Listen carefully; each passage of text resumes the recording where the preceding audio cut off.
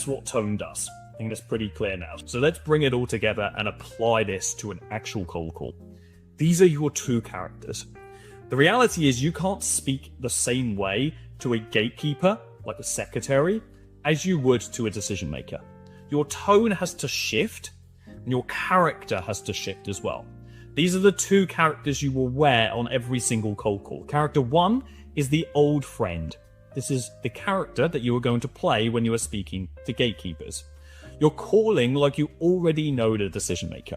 Okay, you're confident, casual, and you're warm.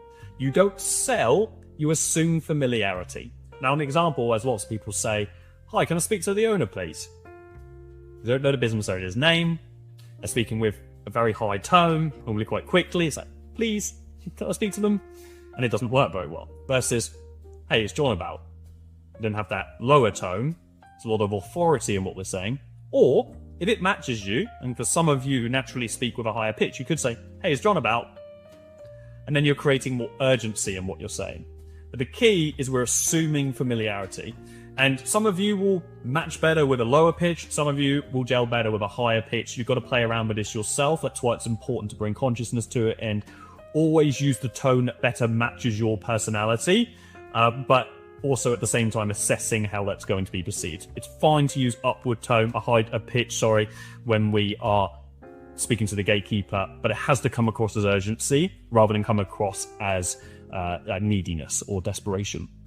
Now, gatekeepers are trained to block strangers, not familiar voices. This is why it works. When you sound like someone they should know, they treat you like someone they should know. So imagine you're calling up a friend, or you're calling up a friend's business, and their secretary picks up. How are you going to speak to them? Well, if you know their name, you might say, "Hey, Sarah, can you chat me through to John?" It's going to be very casual. If you don't know the name, you just say, "Hey, can you chat me through to John?"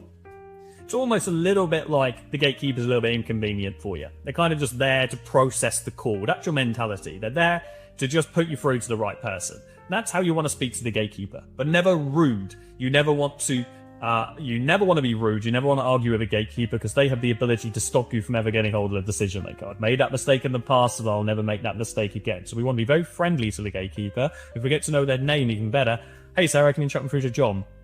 Now, they're going to be thrown off guard if they get called by their name, and then you very casually ask for the decision maker, because they are going to assume that they know you, or at least they should know you. And actually, in many cases, they're probably thinking, "Oh shit, I've forgotten who this is." And they just put you through anyway. That is what we are trying to invoke when we're speaking to the gatekeeper. And we can't achieve that by, "Hey, can I speak to the owner, please?" It's just not going to work. Okay, so it's the old friend mentality. We're calling up as an old